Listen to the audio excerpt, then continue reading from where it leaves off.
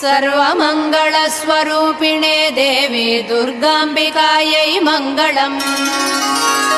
मङ्गलम् कनकाम्बरधरे मङ्गलम् विजयाचलवासिने।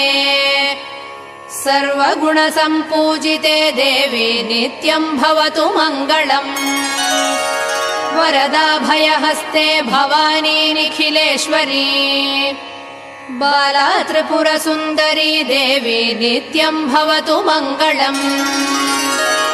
शुभमङ्गलदायिनी शिवे सौभाग्यदायिने।